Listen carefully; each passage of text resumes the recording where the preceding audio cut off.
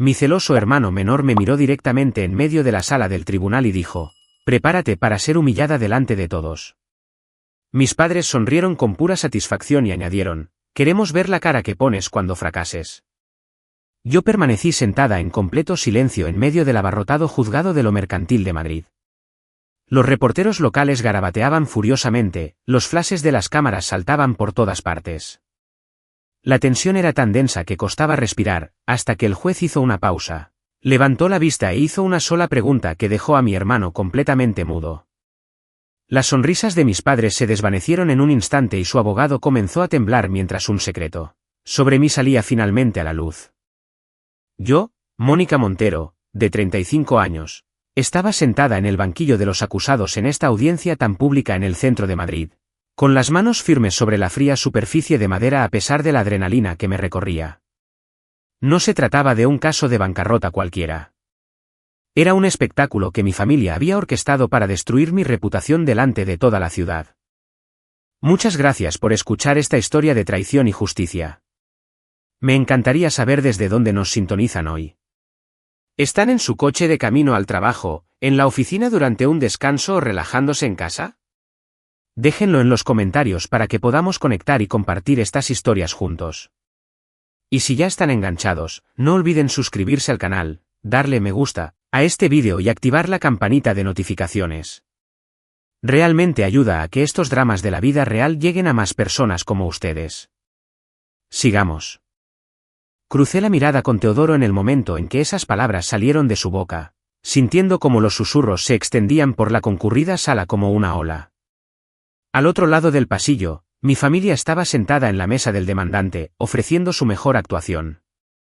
Mi padre, Federico Herrero, se mantenía con esa postura rígida que siempre usaba en las reuniones de negocios, su rostro con una expresión de silenciosa decepción que podría haber ganado premios. A su lado, mi madre Alicia se secaba los ojos con un pañuelo con movimientos lentos y deliberados, como si cada lágrima estuviera cuidadosamente cronometrada para lograr el máximo efecto. Y Teodoro, mi hermano menor, se inclinaba lo justo para proyectar confianza, con esa misma inclinación arrogante en su boca, diciéndole a todos en la sala que ya había ganado. La galería estaba llena.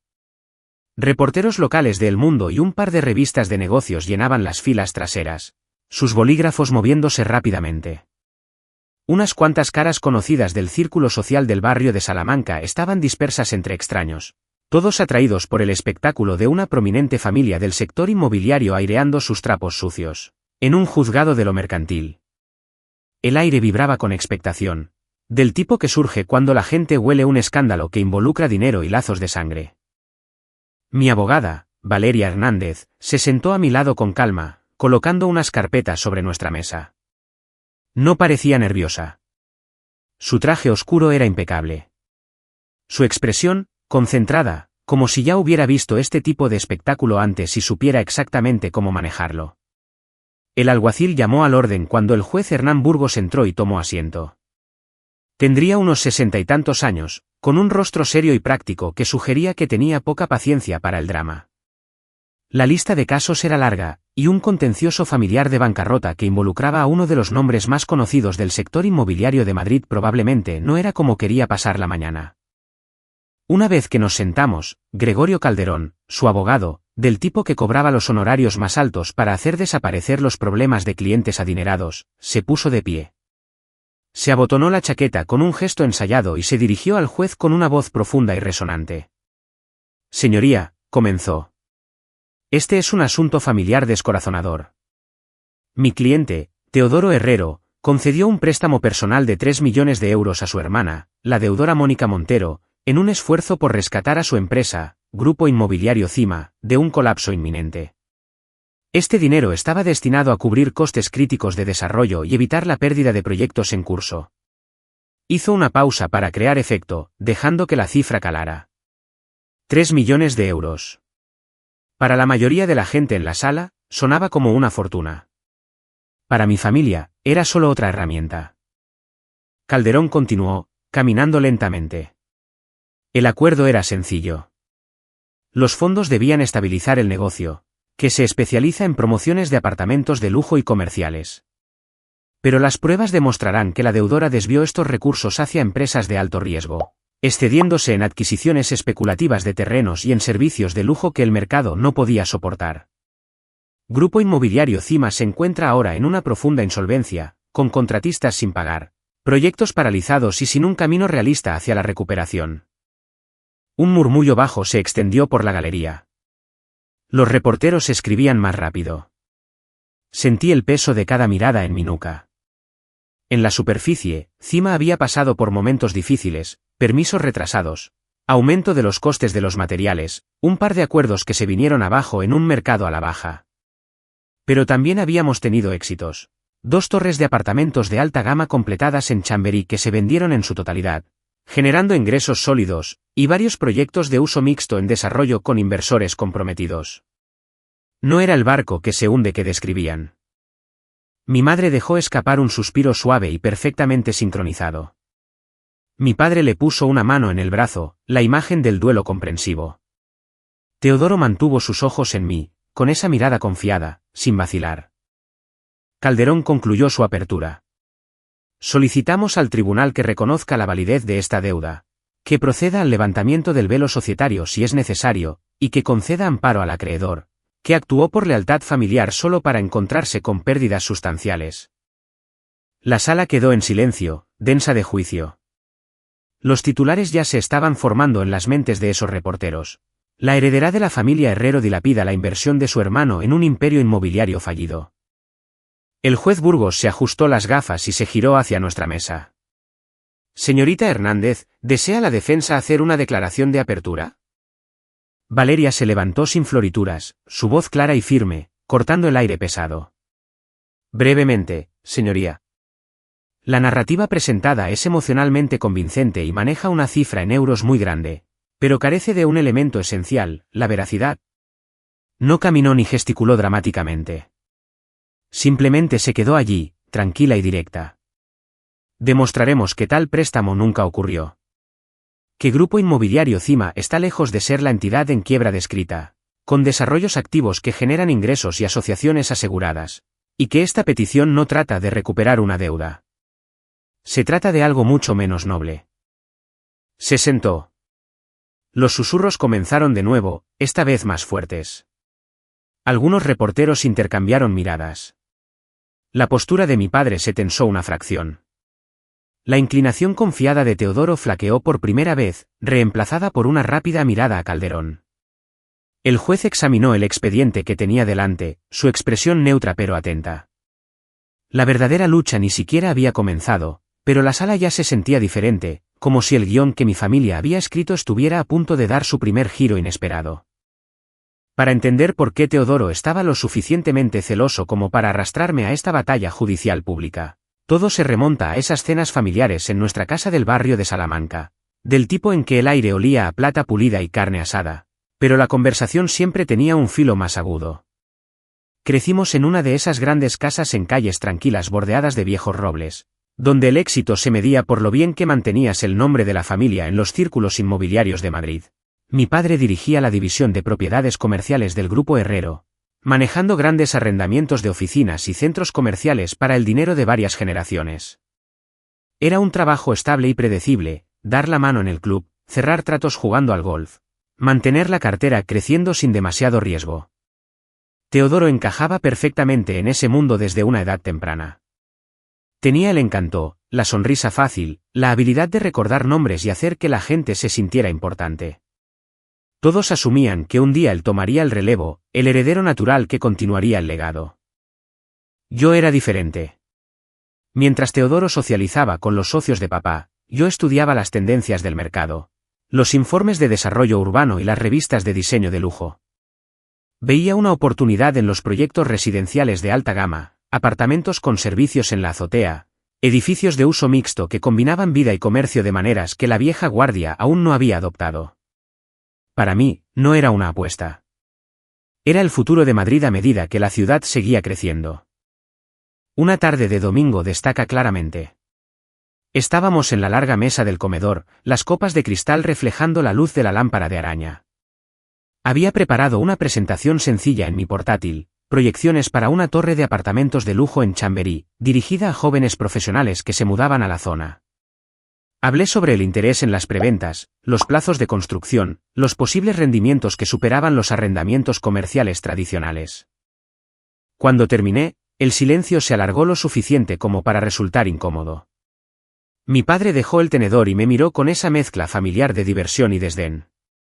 Mónica, esto suena a un juego peligroso, no a un negocio para una mujer joven de nuestra familia. Apégate a algo estable. Nosotros gestionamos propiedades. No perseguimos promociones de moda que podrían fracasar con la próxima caída del mercado. Mi madre asintió, ajustándose el collar. ¿Exacto? Ya es bastante arriesgado sin añadir todos esos servicios de lujo. ¿Y si los compradores no aparecen? Teodoro se reclinó en su silla, sonriendo con arrogancia. Sí, hermanita. Suena más a jugar a ser promotora que a construir algo sólido de verdad. Deja los tratos reales a la gente que conoce el mercado. Sus palabras cayeron como siempre, casuales, improvisadas, pero cortando profundamente. No era la primera vez, y no sería la última. Veían mis ideas como algo frívolo, algo en lo que una hija podría incursionar antes de establecerse en un papel más apropiado, quizás ayudando en eventos benéficos o apoyando el eventual ascenso de Teodoro. Pero en ese momento, mientras la crítica flotaba en el aire, sentí un suave apretón en mi mano debajo de la mesa. Mi abuela, Leonor, la madre de mi padre, que vivía en una casa más pequeña en la misma calle, había estado escuchando en silencio como de costumbre. No hablaba mucho en estas cenas, pero sus ojos no se perdían nada. Se inclinó y susurró lo suficientemente alto para que yo la oyera: no dejes que apaguen tu fuego, querida. Tienes la visión que a ellos les falta. Esos pequeños ánimos de la abuela Leonor eran raros pero poderosos. Ella había visto cambiar el negocio durante décadas y creía en la adaptación, aunque su hijo no lo hiciera. Su apoyo silencioso me mantuvo en pie cuando el resto de la mesa me hacía sentir como una extraña en mi propia casa. Para el final de ese año, el patrón estaba claro. Cada vez que presentaba un nuevo concepto, características sostenibles para compradores modernos, asociaciones con arquitectos que rompían moldes, la respuesta era la misma: sonrisas educadas que ocultaban dudas, sugerencias de que considerara un puesto en marketing o administración en la empresa familiar. En lugar de eso, dejé de compartir. El rechazo no eran discusiones a gritos. Era una erosión constante, del tipo que te desgasta con el tiempo. Teodoro prosperaba con su aprobación, absorbiéndola como si fuera su derecho de nacimiento. Me di cuenta de que si quería construir algo real, tenía que hacerlo sin su respaldo ni su interferencia. Así que me fui. Hice las maletas un fin de semana que todos estaban en una gala benéfica. Alquilé un pequeño espacio de oficina en el centro y empecé Grupo Inmobiliario Cima con mis ahorros y un pequeño préstamo empresarial. Sin dinero familiar, sin red de seguridad. Solo yo, un escritorio y la creencia de que Madrid estaba lista para el tipo de promociones de lujo que yo imaginaba. Esos primeros días se trataron de demostrar que podía valerme por mí misma. Esa noche, mientras revisaba los planos finales de la reurbanización en mi escritorio, mi teléfono vibró con una notificación de correo electrónico del servidor judicial. El asunto me heló la sangre: solicitud de concurso de acreedores necesario presentada. Grupo Inmobiliario Cima. Deudora, Mónica Montero. Abrí el archivo adjunto y lo leí con incredulidad. Teodoro había iniciado el procedimiento, alegando un préstamo personal de 3 millones de euros que había proporcionado para rescatar a la empresa del colapso. El documento detallaba cómo los fondos estaban destinados a costes esenciales de los proyectos, pero que yo supuestamente los había gestionado mal en empresas de alto riesgo, dejando a Cima insolvente, con deudas crecientes y promociones paralizadas. Las afirmaciones tergiversaban hechos que conocía íntimamente.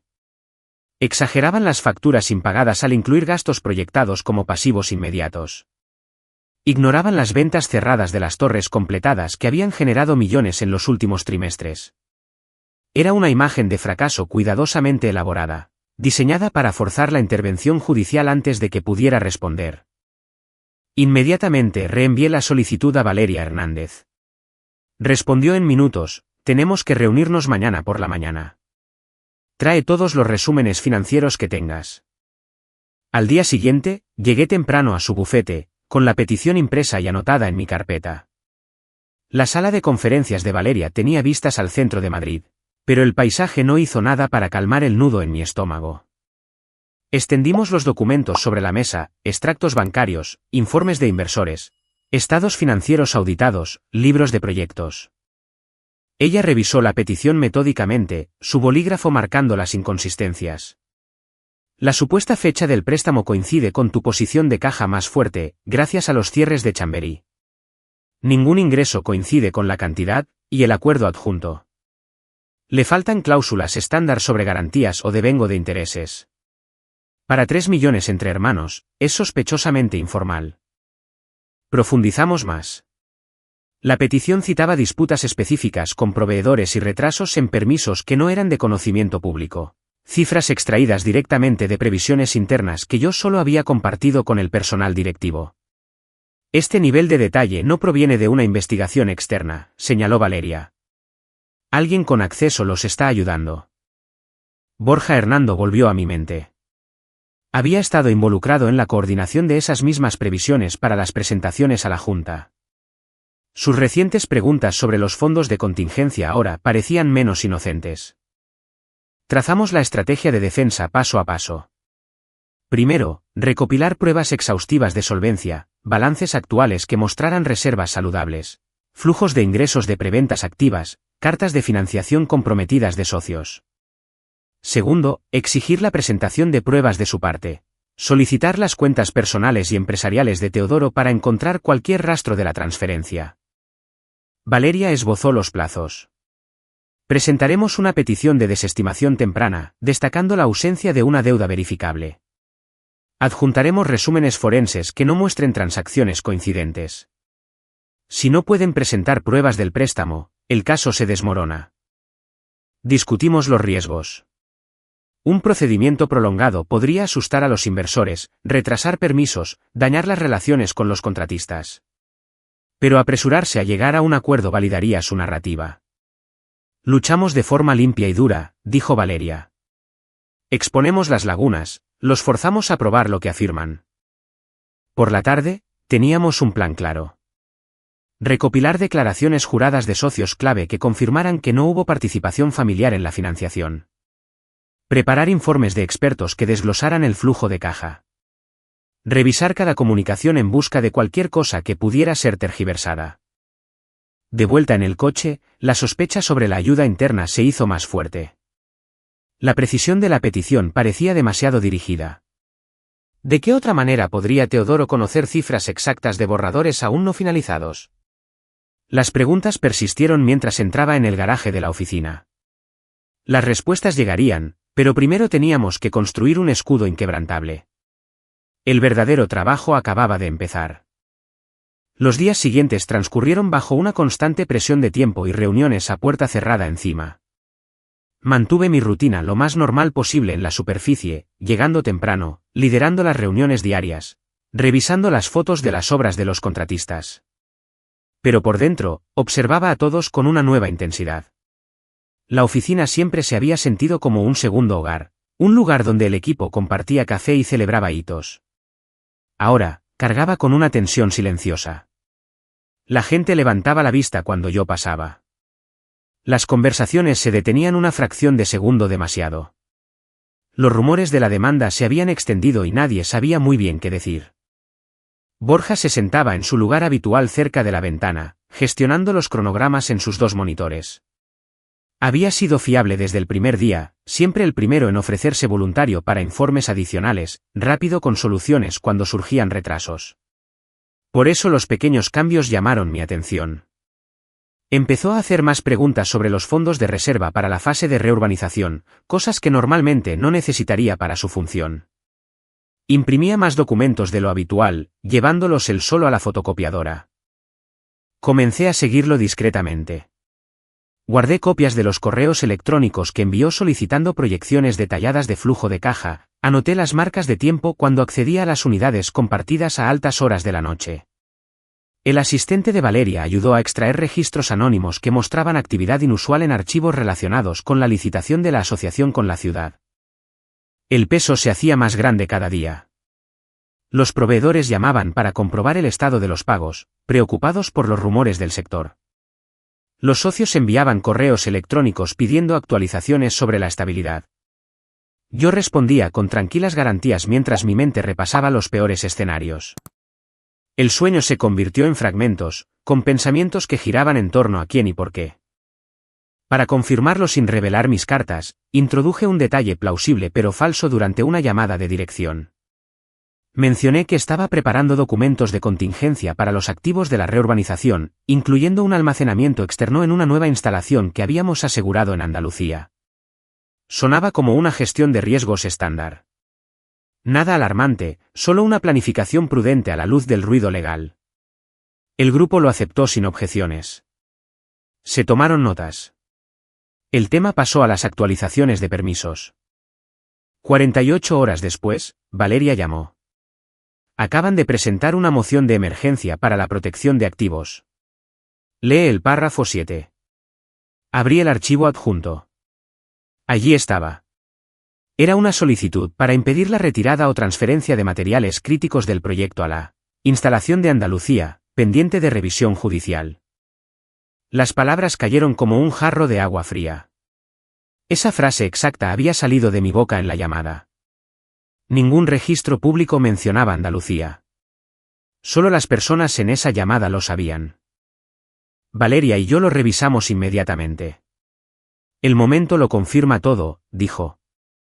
Actuaron demasiado rápido para ser otra cosa que una filtración directa. Construimos el caso cuidadosamente. Conservamos la grabación de la llamada con marcas de tiempo. Recopilamos las listas de distribución que mostraban quién recibió el resumen de seguimiento. Extraímos metadatos de las visualizaciones de archivos que coincidían con el lenguaje de la moción. Recogimos declaraciones de otros asistentes que confirmaban que no lo habían discutido externamente. La tensión en la oficina se hizo más densa. Los miembros del equipo sintieron el escrutinio extra en mis preguntas, el archivador con llave que empecé a usar. Odiaba la desconfianza que generaba, pero proteger años de trabajo importaba más. El comportamiento de Borja cambió aún más. Llegaba más temprano, se iba más tarde, evitaba el contacto visual durante las reuniones. Una vez lo pillé cerrando rápidamente una pestaña del navegador cuando me acerqué. A mediados de la semana, la pila de pruebas era innegable. Correlación directa entre el acceso interno y sus presentaciones judiciales. La referencia a Andalucía fue el broche de oro. Ninguna coincidencia podría explicarlo. Organizamos todo en anexos, registros, correos electrónicos, comparaciones de mociones, declaraciones juradas.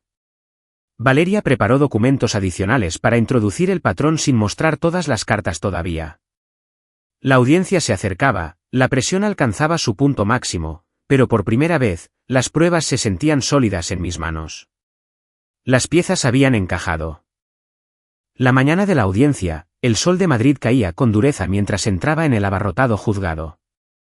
La galería estaba más llena de lo que esperaba. Reporteros de negocios locales llenaban varias filas, con sus cuadernos listos. Colegas de la comunidad inmobiliaria se sentaban dispersos entre curiosos. Los flashes de las cámaras se habían detenido en seguridad, pero los teléfonos estaban fuera, capturando la escena para las redes sociales. Valeria caminaba a mi lado, su maletín organizado con nuestras pruebas. Ocupamos nuestros lugares en la mesa de la defensa. Al otro lado del pasillo, mi familia estaba sentada, serena. Mi padre, Federico, mantenía su habitual postura erguida, con el rostro impasible. Mi madre, Alicia, sostenía un pañuelo, con los ojos ya brillantes. Teodoro se reclinó ligeramente, con los brazos cruzados, con ese aire familiar de certeza. Gregorio Calderón se levantó tan pronto como el juez permitió que concluyeran las aperturas. Resumió la petición, con fluidez, enfatizando el supuesto préstamo de 3 millones de euros y la supuesta angustia financiera de Cima. Pintó un cuadro de mala gestión, proyectos estancados y acreedores en riesgo, instando a un alivio inmediato para proteger la deuda reclamada. La sala escuchaba atentamente. Algunas cabezas asintieron en la galería. La expresión de mi padre permaneció estoica, pero noté cómo se tensaba ligeramente su mandíbula. Valeria permaneció sentada por ahora, esperando nuestro turno. El juez escuchó sin interrupción, hojeando ocasionalmente los documentos presentados previamente. Cuando Gregorio terminó y se sentó, el juez Hernán Burgos se inclinó hacia adelante, quitándose lentamente las gafas de leer. Escaneó una página en la carpeta que tenía delante, con el ceño fruncido como si confirmara algo que había notado antes. Letrado, dijo, su voz tranquila pero cargada de autoridad a través del micrófono. Antes de proceder con la defensa, tengo una pregunta basada en las presentaciones que ya constan en el expediente. La sala quedó en completo silencio. Gregorio se medio levantó, expectante. El juez se dirigió a mí directamente. Señorita Montero, es Grupo Inmobiliario Cima actualmente el promotor principal en una asociación público-privada con la Comunidad de Madrid para la reurbanización del antiguo distrito de la Ribera del Manzanares. Un acuerdo valorado en más de 100 millones de euros a 5 años. La pregunta cayó como un trueno. Los susurros estallaron de inmediato. Los reporteros tecleaban furiosamente. La postura de mi padre se puso visiblemente rígida. Teodoro descruzó los brazos, su rostro perdiendo color. Me puse de pie, manteniendo la voz firme. Sí, señoría. Se nos adjudicó el contrato hace 6 meses tras un proceso de licitación competitivo. La financiación de la fase 1 ya está asegurada y la construcción comenzará el próximo trimestre. El juez asintió, volviéndose hacia Gregorio. Señor Calderón, su petición describe la empresa de la deudora como insolvente y sin proyectos viables. Sin embargo, los anexos presentados incluyen avisos públicos de esta importante asociación. ¿Cómo concilia el hecho de buscar tomar el control de una empresa activamente involucrada en un desarrollo, respaldado por la comunidad de esta envergadura? Gregorio se puso de pie, su compostura resquebrajándose por primera vez. Señoría, nuestra información indica que el proyecto está en riesgo debido a la inestabilidad financiera de la deudora. El juez lo interrumpió, con suavidad pero con firmeza. Inestabilidad evidenciada por un préstamo que su cliente no puede documentar con ningún registro de transferencia. Valeria se levantó entonces. Señoría, si me permite abordar la preocupación del tribunal. El juez le hizo un gesto para que se acercara. Ella presentó nuestras pruebas preparadas con calma. Primero, el patrón de registros de acceso no autorizado, mostrando archivos internos vistos de manera irregular, correlacionándose exactamente con los detalles de sus presentaciones. Luego, la referencia a Andalucía, diapositivas una al lado de la otra de nuestra nota de contingencia interna frente al lenguaje de su moción de emergencia. Esta información se compartió solo en una llamada de gestión limitada. Su aparición en la presentación del demandante prueba una divulgación no autorizada desde dentro de Cima. Jadeos recorrieron la galería. El rostro de Teodoro se puso pálido. Mi madre se secaba los ojos más rápido, pero las lágrimas parecían diferentes ahora. La expresión del juez se endureció mientras Valeria continuaba. Aparte de la filtración, nuestros resúmenes financieros muestran fuertes reservas, ingresos por ventas completadas y flujos de financiación asegurados. El supuesto préstamo no tenía ninguna transacción coincidente en ninguna cuenta. Pero la mayor revelación llegó cuando Valeria introdujo un análisis forense de las propias participaciones de la familia. Señoría, el momento de esta petición coincide con déficits significativos en la cartera comercial del Grupo Herrero, pérdidas de un proyecto de centro comercial sobreapalancado que salió mal el año pasado. La cabeza de mi padre se levantó de golpe. La sala quedó en silencio absoluto. Valeria expuso las cifras de forma neutral. Registros públicos y resúmenes solicitados que mostraban el agujero que mi padre había intentado tapar discretamente. La solicitud de concurso no era solo por el control. Era un intento de desviar la culpa, de convertir a Cima en el chivo expiatorio de fondos que se habían desvanecido en otro lugar. En la fila de atrás, la abuela Leonor estaba sentada con las manos fuertemente entrelazadas en su regazo, sus ojos llenos mientras observaba el orgullo y la tristeza mezclarse en su rostro. Había visto los defectos de la familia de cerca durante décadas, pero verme enfrentarlos le dio una fuerza silenciosa a su expresión. El juez escuchó sin interrupción, su rostro cada vez más serio con cada diapositiva. Cuando Valeria terminó, se dirigió directamente a Gregorio. Letrado, este tribunal no aprecia ser utilizado como herramienta en maniobras personales o financieras, especialmente cuando se arriesga a perturbar un importante proyecto público. Gregorio intentó responder, pero su voz carecía de convicción. Teodoro miraba fijamente la mesa, con las manos apretadas. Mi padre parecía de repente más viejo, la máscara de confianza se deslizaba. La atmósfera había cambiado por completo. Lo que comenzó como su espectáculo se estaba desmoronando hilo por hilo. El juez dejó los anexos con cuidado. El verdadero ajuste de cuentas estaba a punto de comenzar. Cuando el juez golpeó con el mazo para el veredicto final, toda la sala quedó en silencio absoluto. El juez Hernán Burgos habló con autoridad mesurada. Este tribunal considera que la solicitud de concurso de acreedores necesario fue presentada de mala fe, respaldada por reclamaciones infundadas y pruebas de conducta indebida. La petición se desestima con sobreseimiento libre, lo que significa que nunca se permitirá volver a presentar estas alegaciones. Un suspiro colectivo recorrió la galería. Los reporteros dejaron de teclear por un momento, absorbiendo el peso de la decisión. El juez continuó, además, dadas las graves cuestiones planteadas en relación con la autenticidad de los documentos, el acceso no autorizado a información de propiedad exclusiva y la posible interferencia con un importante contrato de desarrollo público, se ordena al secretario judicial que remita el expediente completo, incluyendo todos los anexos y transcripciones, a la Brigada de Delincuencia Económica para la investigación de posibles delitos de fraude y espionaje corporativo. El rostro de mi padre perdió todo el color. Teodoro se aferró al borde de la mesa, con los nudillos blancos. Mi madre hundió la cara entre las manos, sus hombros temblando. Pero esta vez, no quedaba nada de actuación. Las consecuencias se desarrollaron rápidamente en los meses siguientes. Los investigadores se movieron con rapidez. Teodoro y mi padre se enfrentaron a cargos que conllevaban posibles penas de prisión, multas sustanciales de millones de euros y la revocación permanente de sus licencias inmobiliarias en España. La reputación del grupo Herrero en los círculos de Madrid se derrumbó. Los socios se retiraron, los tratos se agotaron. Las invitaciones dejaron de llegar.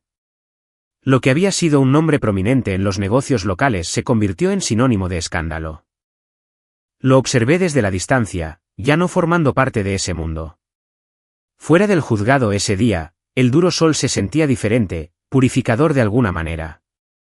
La abuela Leonor me esperaba cerca de las escaleras. Sus ojos estaban rojos, pero brillaban de orgullo. Caminé directamente hacia ella y la abracé en el abrazo más largo que jamás nos habíamos dado. Gracias, susurré.